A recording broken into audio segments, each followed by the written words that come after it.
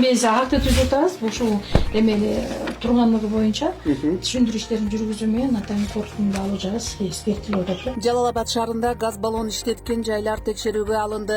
Бүгүн 15-июлда Жалал Абад шаарынын аймагында көмүр кычкыл газын жана газ баллондорду колдонгон ашканалар, газдалган суу саткан күркөлөр текшерүүгө алынды.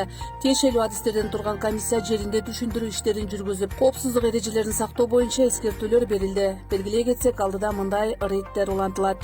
Жалал Абад шаарынын мэриясы тарабынан түзүлгөн комиссиянын мүчөлөрү тарабынан биз эскертүүлөрдү берип келебиз, бирок ошого карабастан ушундай окуя болду.